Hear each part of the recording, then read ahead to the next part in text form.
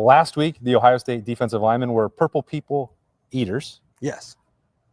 This week, the Buckeyes are hunting varmint. Wow. Those are two very current references to start off Snap Judgments on the first Woody Wednesday of October. I am joined by Lettermen Rose, Spencer Holbrook. He is the one who coined the term. He had to change around the hyphenation of the purple people eaters. Yeah. So that's yours. I'm going to give you full credit for that. Thank you. And then, it's a little Caddyshack because this defensive line, they're going hunting for Golden Gophers on homecoming on Saturday night. Are we off to a good start or what? Yeah, we certainly are. It's interesting also that we used the Purple People Eaters reference the week before the Minnesota game because, the Vikings from Minnesota. Oh, yeah. So, there's a lot of correlation there. But, yeah, this defensive line is up to something, I think. No matter what you want to coin it, they're doing something. Yeah, they're on fire. And we talked so much, Spencer, about, well, here comes Caden Curry, Caden McDonald. They're getting national awards. Kenyatta Jackson plays a great game. It's still like, what's going on with that fourth spot and the 3-tech and defensive tackle?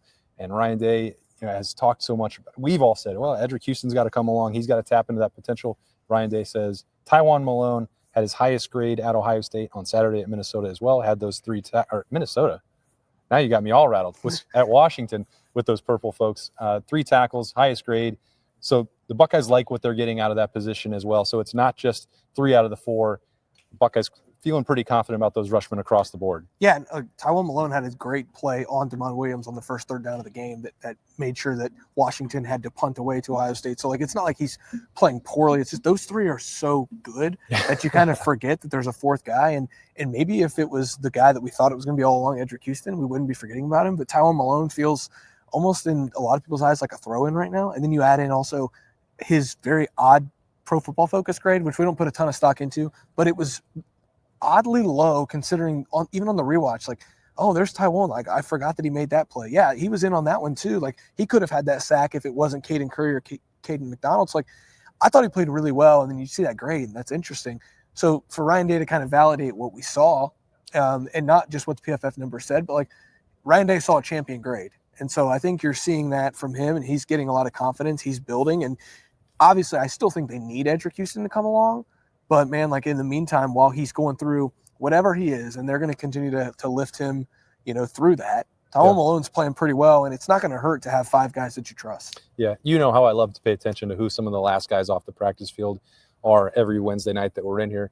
And Edric Houston was among them, one of the last 5 guys to leave. So he's trying to get in that extra work. And I think there is still a legitimate case to be made for Ohio State that its highest ceiling is with that 5-star potential for Edric Houston out there. But it is not, to your point, Taiwan Malone is just out there by default. Somebody's got to do it. I don't know that the first couple of weeks were all that impressive when he was coming off the bench, and you could see that, or at least it felt like Ohio State's opponents well, if 95 is out there, let's take our shot right there. And I know that Texas did in week 1. But I was talking with him before he sat down at the microphone. It's you're going to have to keep doing media if you keep making plays like you did on Saturday. And if you don't want to, you have to stop. So I can't do that. This has been a long time coming, and I think you could tell there's been a lot of I don't know if you can see the relief, some of the weight coming off of his shoulders, because this is not just year 1, year 2. This is 3 years of growth and development to try and get out there, and he wants to maximize. He wants to be out there making plays for Ohio State. This was a long time discussion with him and Larry Johnson, and whatever it is that's clicking for him, I don't know if it's easy for anybody in this building to put a finger on what it is. This is what we were saying in the offseason. Someone's got to take the next step and help out on this Ohio State defensive line, and Taiwan Malone's doing that. I think one of the interesting things about Taiwan is he did the baseball thing, and that's fine. He wanted to explore that. He won a national championship ring at Ole Miss. He did what he wanted to do there, and then he decided to focus on football. Well, if you think about him as a third-year recruit, as a former top 100, if this was 2 years ago and he was just a third-year guy, you're probably saying, man, his third year, he's really starting to come along, and this is nice. A lot of times when we think about guys at Ohio State, if you're here for 5 years, you're probably not going to the NFL. If you're here for 5 years, this probably isn't for you because somebody's going to end up passing you at some point. I kind of start right now, I'm thinking of him more as a third-year guy than a fifth-year guy because, A, he's been at Ohio State for just 3 years, and B, he's focused on football solely for 3 years. So, yeah, it is probably time for him to start making that push. And does it help him a little bit in a selfish way for him that Edric Houston's going through some struggles right now? Probably, because that means more playing time. But it also is doing nothing but helping this Ohio State defensive line. You have to think at some point, like I said earlier, Edric Houston's going to to come to life Yeah. in that defensive line room. And then you're talking about, hey, 95's out there. That's a good thing. Or 96 is out there. He's fresh. That's also a great thing. So I'm starting to think of Taiwan as like a junior instead of a fifth-year senior who, is a guy who's been a developmental piece. No, I think that's an interesting way to look at that. I think you're right about that.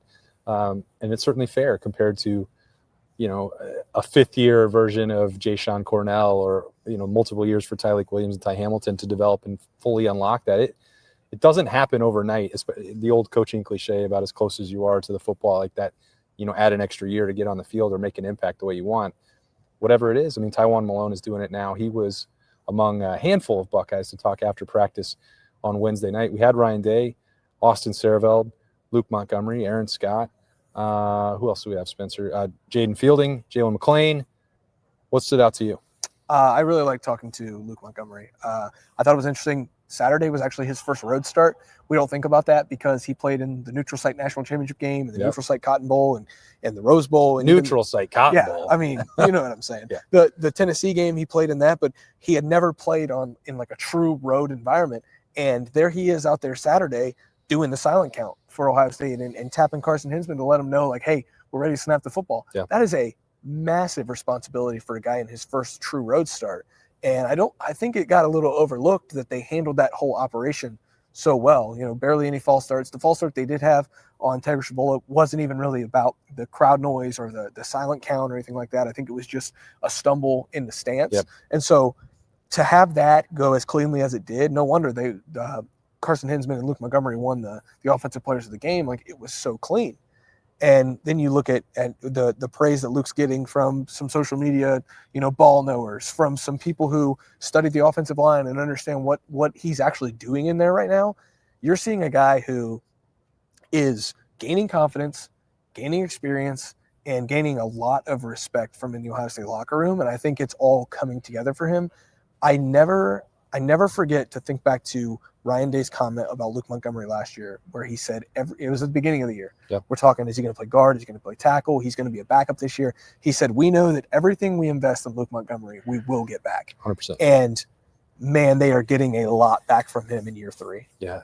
It's tough, right? Because we want to discredit the PFF grade for Taiwan Malone, and then they're also saying, well, Carson Hinsman's the best center in the country. Yeah. Like, we get to pick and choose of which one we believe.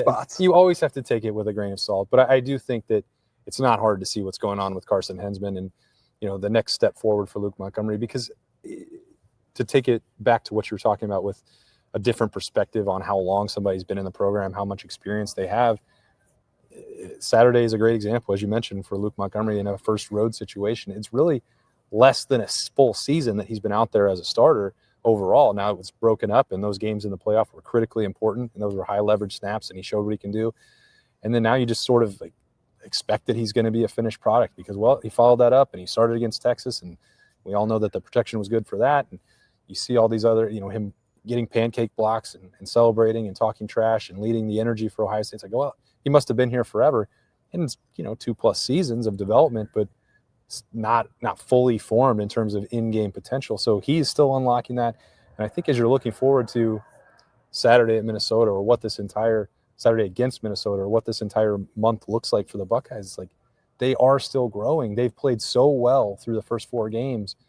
And you can look at every position, whether that's Julian Sayin, whether that is the offensive line with Luke Montgomery getting more starts under his belt, or what we're talking about with Taiwan Malone, or what that could look like with Edric Houston, or Aaron Scott making plays on special teams and potentially getting out there in the corner job or nickel, or however that's going to look. Like, there's still more room for this team to grow, which should be a pretty scary thought. It looks like there's a lot of untapped potential. If we just take it, across the offensive line, Austin Serveld will be starting his 5th career game at left tackle on Saturday. Luke Montgomery didn't even name that one. Yeah, Luke Montgomery will be starting, I think, his 6th or 7th career game at left guard. Carson Hinsman obviously has his own story and things like that, and Tiger Shabola has some experience, but Phillip Daniels, this will only be his 8th career start. Yeah. And then you look across this defense, Jalen McClain, 5th career start. Aaron Scott has only played special teams for this team, and Lorenzo Styles has really not played a lot in the nickel, but he looks pretty good so far this season, running the alley, getting tackles behind the line of scrimmage. Like, a lot of these guys that are playing critical roles already are not experienced. And it's only going to continue to grow. Yeah. And I think that's what, again, the word scary comes up, but I think it is really natural for a lot of these guys to go through some things. And so the fact that they've been so buttoned up through 4 games has been even more impressive, because you should only expect to gain more confidence, more experience, more, hey, I did this in this game. I know what I'm doing now. I saw this combo, speed rush from this guy. All of those things come with experience. This team still doesn't have a ton of experience, and they're only going to continue to get more. And like you said, that should be very scary. That really struck me tonight, Spencer, just the specific players that we're talking to. Like, Taiwan Malone is making plays and he's on the rise. And it's like, well, you hope that happens if you're Ohio State, or if you're Larry Johnson, you're Matt Patricia. You're seeing it happen as he gets, more comfortable being on the field. He had been working plenty on the practice field over the previous couple of years, but it's not like Tyleik Williams and Ty Hamilton were leaving a ton of other reps for anybody, including Caden McDonald. So everybody that was at one of those tables, I think pretty much tonight, talking about Austin Saravel, Jalen McClain, Aaron Scott down the road, like, those guys are just getting started in terms of full-time, snap in, snap out, game in, game out, week in, week out reps for the Buckeyes. So, this stretch here is critical for, you only get the 1 home game in 6 weeks, which is kind of nuts, against the Gophers on Saturday night. And then you have 2 more road games after this. This stretch, I think, is going to, you'd like to think at the end it's going to pay massive dividends, but it's still a learning process for them. Yeah. But they seem to be working through it pretty well. Yeah, and you've only got 4 weeks until you play Penn State. So if you're going to work through anything, or if you're going to hit any snags, it better happen in the next 3 weeks, because I know we're not crazy about that Penn State team, but that is a really good football team, and you're not trying to get. I think they have good players. I think they're pretty poorly coached. Yeah, you're not trying to get ahead of yourself by looking forward to November 1st, but you're also understanding, like, hey, we've got to see some building blocks against Minnesota that we can take on the road with us to Illinois. We've got to make sure that we're buttoned up and avoid an upset at Illinois, so we can take it and play Wisconsin, which we all know kind of what the deal is there at this point. But you are trying to steadily climb and learn some things about yourself, while also understanding, like, hey, there's a couple things in the middle of this that you've really got to be ready for. Yeah. And so I think this is a huge week, not just for, hey, it's a Nike in the shoe, you get your only home game, like you said, in 6 weeks, but like, hey, we got to see something here.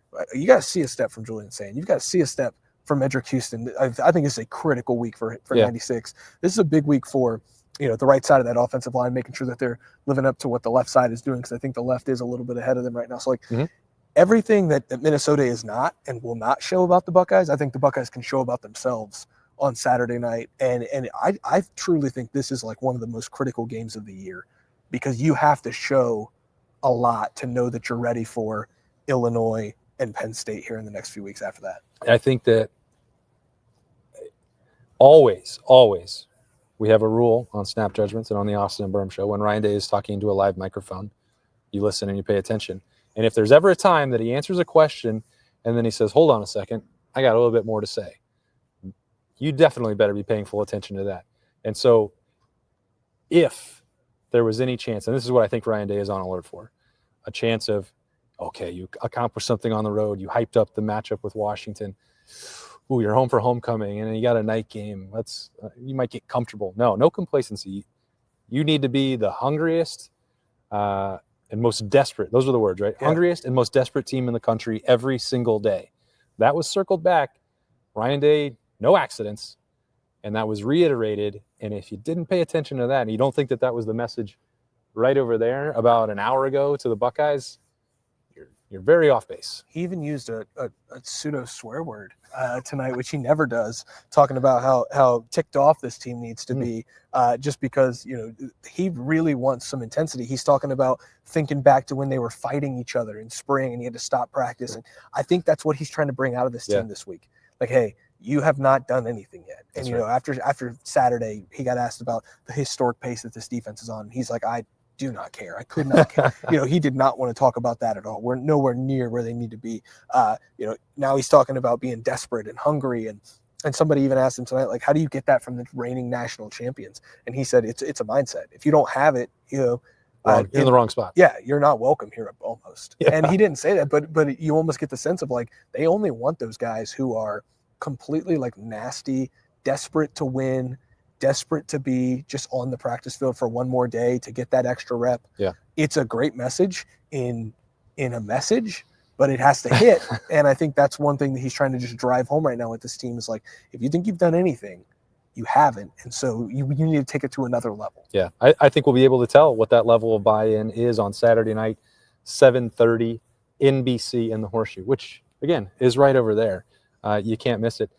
Happy birthday to Jeremy Birmingham. That is why he's not on Snap Judgments. Thank you very much to Spencer Holbrook. You can get all of his work at Lettermen Row. I believe, is there a special going on right now, or just come hang out? $1 for 7 days. And so you get through the Minnesota game, and then you get to half of the road trip to Illinois, and then we can just talk about pricing after that. That's all right.